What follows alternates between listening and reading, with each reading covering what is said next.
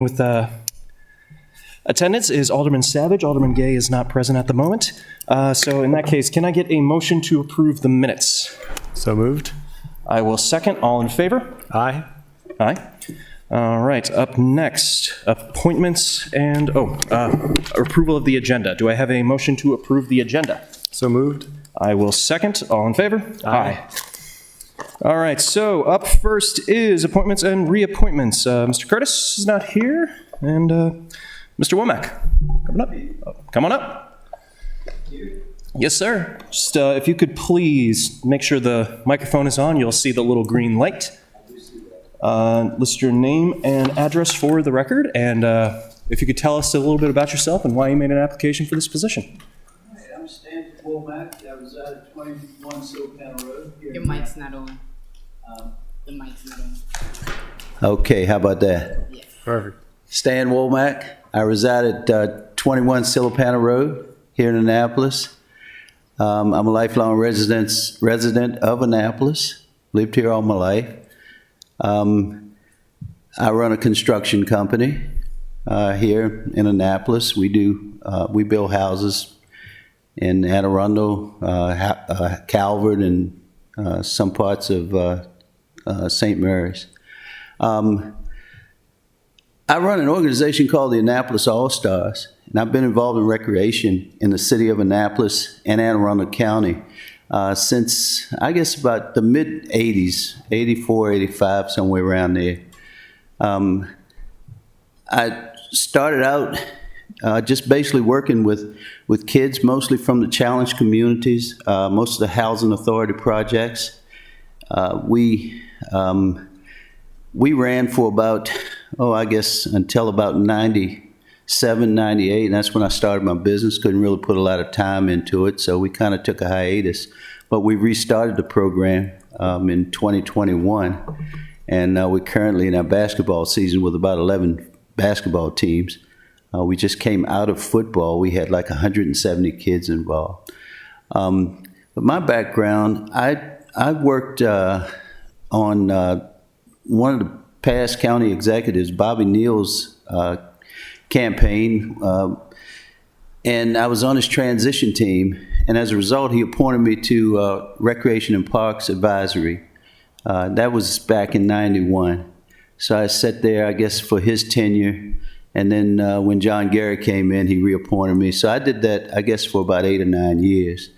And I'm actually one of the founding members of the Annapolis City Rec Council. We started that, I think, it was back in 95, 96. I ran for quite a while. What we tried to do is get all of the area sports teams involved, all of the youth sports teams, and we were able to do that, and we were able to, try to schedule the fields so that everybody could participate. And it's been a long problem here in Annapolis. Everybody's trying to use facilities that we just don't have enough of. So it's always an issue of who gets what and when.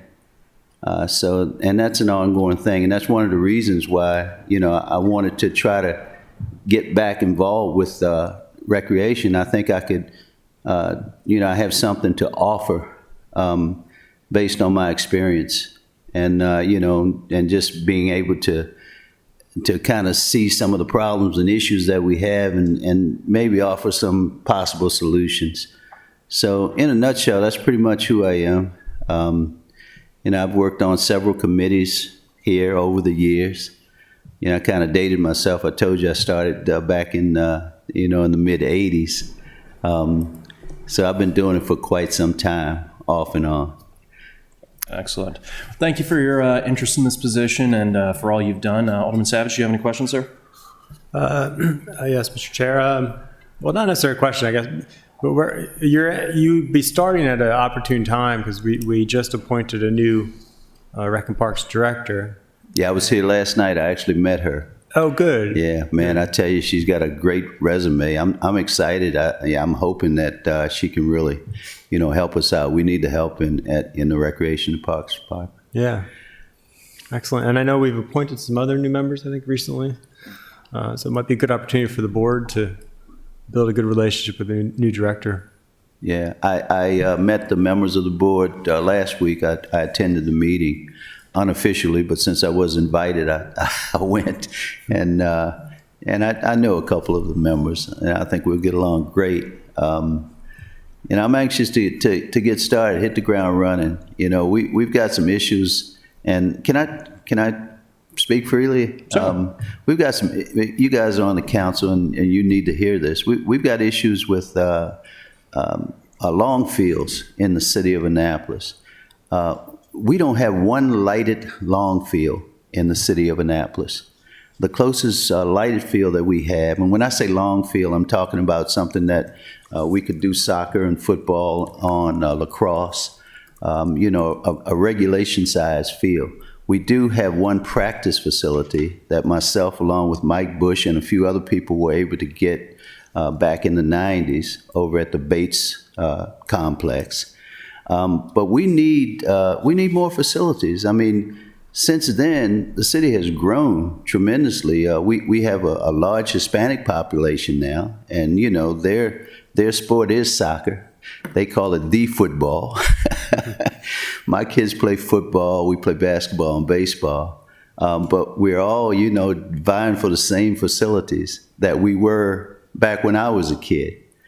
And we have another issue, Weems Whalen. I don't know if you guys are familiar with that facility. I played on it when I was a young man. They tell me that it's contaminated now. I should be turning green right about now because, we rolled around on that field for years. But it's been down, and that's creating a problem because that was one facility that we could have used, and we haven't been able to use it for the last 2 or 3 years. It's been closed completely. Yeah, it's been closed, fenced off. And then the city resurfaced it maybe 8-9 years ago, I think. They did? Yeah. That's news to me. They tell me it's contaminated and nobody can play on it now. Now I'm talking about Weems Whalen, not the Bates Old Annapolis High field. Yeah, I know. Okay. Yeah, the one because there was trash because it. Yeah, it was a dump at one time. I'm told. Yeah, so some of the trash is working its way to the surface. So they put down. So have you guys talked about that at all in the council? I mean, about how to deal with that issue? Well, sometimes we talk about recreation projects during the budget, during the capital improvement project discussion. But yeah, we did at the last environmental matters committee. We talked a bit about the contamination there, and the city basically has to do some more testing to figure out what to do with it. Though I think I don't recall. We may have closed that field at the direction of the state. I'd have to look into that. Yeah, I'm told that's who decided to close it. Okay. But I'm also told that at one time they had appropriated some funds to do something with it, and the funds were never used. I'm not just told; I actually saw where the funds had been appropriated, and I think that was like 2017, 2018, something like that. But nothing was ever done with it. So I'm hoping that that's one of the things we can talk about in recreation parks and try to get that field reopened because we really need it. But we really need a sports complex here in the city. We're the capital of the state. There's 17 other jurisdictions that we play in: Severna Park, Crofton, Gork, Brooklyn Park. We're all over the county playing ball through county recreation parks, and everybody has at least one lighted facility. Some 2 and 3. We have nothing. I mean, we have literally had to line cars up and shine the lights on the kids, when it gets dark in order to play in the postseason because we just didn't have lights. One time we were forced to go down to Annapolis High and turn on the tennis courts lights. I think they stay on like a half hour or something just so we could get a practice in. And I just think that's crazy, man, the fact that, we are the capital city and we just don't have facilities for our kids. So that's pretty much all I got to say. I just wanted to bring that to you guys' attention if you didn't know. All right. Thank you. Thank you, Mr. Womack. Barring any other questions, do I have a motion for a favorable recommendation? So moved. I will second. All those in favor? Aye. Aye. Excellent, Mr. Womack. So your name is going to go before the full council for an approval vote, and barring something weird, it usually goes smoothly and unanimously in the All consent right. calendar. So thank you so much for coming by today. Well, thank you guys for your recommendation. Excellent. And just for the public record, I've been informed by staff, I did not make a motion on no action on Mr. Curtis due to just kind of trying to move the thing along. So do I have a motion for no action for Mr. Curtis on AP 523? So moved. I will That, second. If I could say something about that, I know her personally. She Ms. has a Curtis, I'm sorry. conflict. It's a female, by the way, but Yes, she thank has a conflict. She thought, she was told that the council met, the advisory board met on Tuesdays, and they actually meet on Wednesdays. She has a prior commitment to a group of kids on Wednesdays, so I don't think she's going to be able to do it.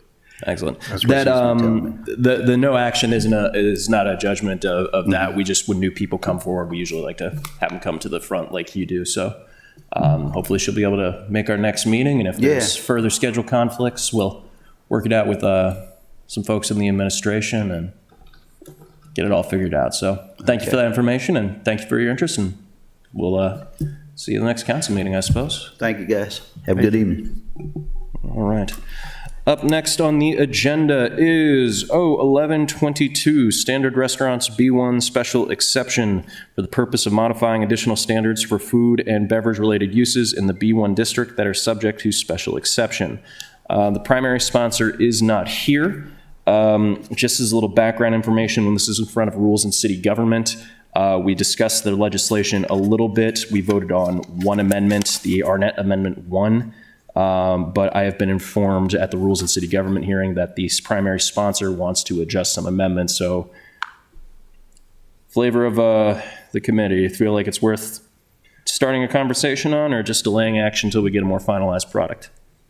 I'd be good with delaying, actually, because I was kind of going back and forth on the legislation after reading my first inclination is to agree with it and try to open up some of the standards, but then after reading the Planning Commission report, I was kind of wondering if we do postpone, can we send an invitation to the Planning Commission if they come and explain some of their comments? I think that's a pretty good idea. And my understanding from the primary sponsor, granted this was all secondhand information passed through another source, was that they were going to try and put an amendment in that would address some of those concerns that they had brought forward. So. Okay. Good. All right, so a motion to delay action, is that the proper motion, Ms. Jackson? Postpone action on 1122. So moved. Second, all in favor? Aye. Can you also invite Excellent. somebody from the Planning Commission? Please. Up next, 5522, Sediment Control Inspection Process Fees and Milestone Inspections. Alderman Savage. All right, thank you, Mr. Chair. So I will pass out a bit of an explanation about what this legislation does, and it was coming out of some of the issues that we had in the past with some project sites, and I wanted to tighten up some of the inspection process to close some of the loopholes. And these largely reflect some of the policy changes that were made by Director Johnson, former Director Johnson of Public Works, and so to go through the list, the first thing it would do is create a milestone inspection fee. And so these inspections are already provided for in the code, but it didn't explain what they were. And so what this would do is list that out. And what a milestone would be, for example, just on the larger projects, and it would be during initial installation of the sediment control measures, just to they'd have to meet out there with the staff, make sure everything's installed correctly. And then during different phases of the project, which could be before they start constructing the buildings, often they have what they call a milestone. So for a typical for a big project, it would probably amount to between 2 to 4 milestone inspections. And that's kind of determined by staff, because I think this will really help them in their inspection process. Second thing would be it would require inspections of receiving waters. And if you look at this list I gave you, the things that are crossed out are based on amendments. And so as written originally, that's how the legislation was originally written. But after meeting with Public Works, they had some concerns that we addressed through amendment. So that's what the strikeouts refer to.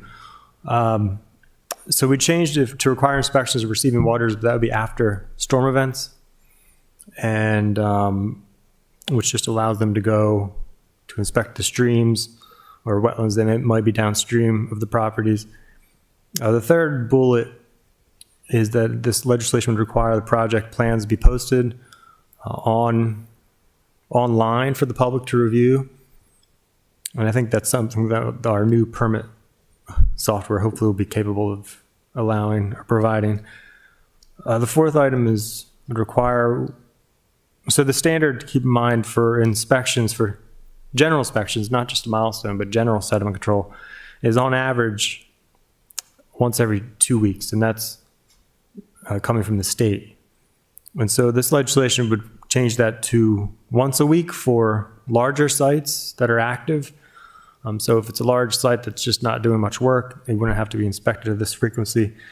But if it is active, this would just require an additional inspection. Next bullet talks about requiring that inspection reports list unresolved deficiencies from previous inspections. The next one would require that inspection reports get posted within 3 days. And this is something that the watershed organization groups would like to see. The next one talks about requiring corrective action within at least 3 business days, and that if it's longer, it needs to get approved by the inspection supervisor. This is coming out of a situation where we just had a contractor was given, I think, basically too long of a period to make some corrective actions, and so this just shortens the timeline. Next one talks about requiring the department to keep a log of complaints. And the last one is inspectors must have photo evidence of site deficiencies. This also helps with any court cases that may come up. So that's basically it in a nutshell. Any questions from the...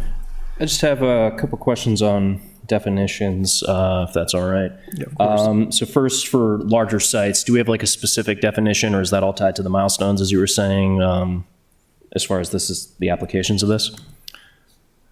Let me double check. That's a good question. If my computer cooperates. They never do when you need it to. No, they don't.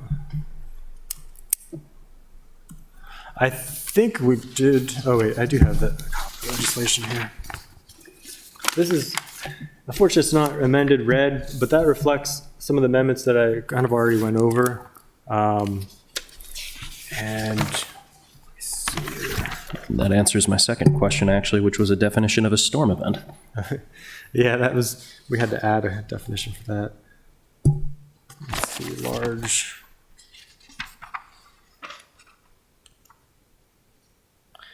Pretty sure, oh, here it is. Yeah, so sites with greater than an acre of disturbance.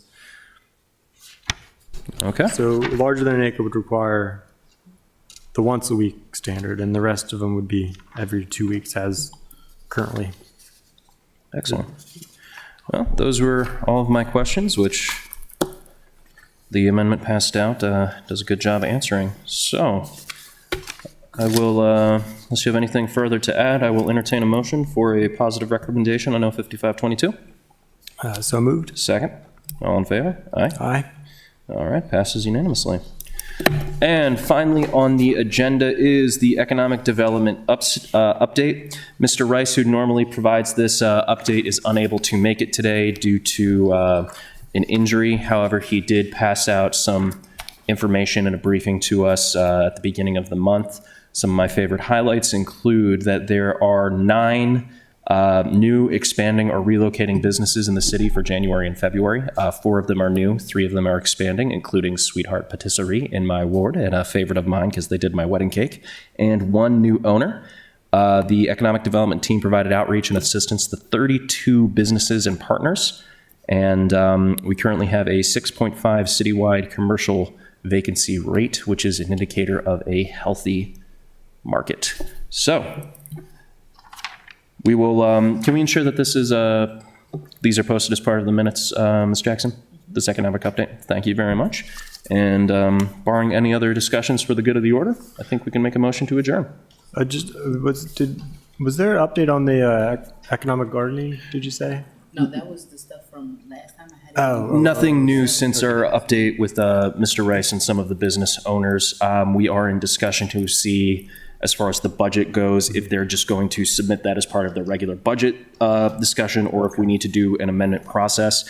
There is intention to continue it for another 5 or 6 businesses in discussions. One of the things we wanted to focus on for this next batch is expand it away from the maritime and try to focus and see if we can bring in or emphasize minority businesses, women-owned businesses, or veteran-owned businesses. So that is an exciting opportunity, but we have no further concrete examples yet. So once we get the funding approved, then we can dive into it a little deeper. Well, it seems like a great, huge success.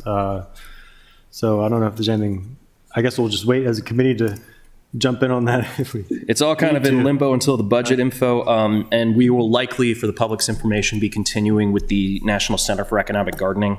It is a fantastic organization that provided a lot of use for our 6 businesses in the pilot program, and I recommend folks look out to their website or find information on them. I found out about them through the Strong Towns podcast, and it was absolutely fascinating stuff. So I'm really glad that that pilot went well, and we're going to be continuing it. Excellent. Anything else, Alderman Savage? Nope, I'll make a move to adjourn. I will second. All in favor? Aye. Aye.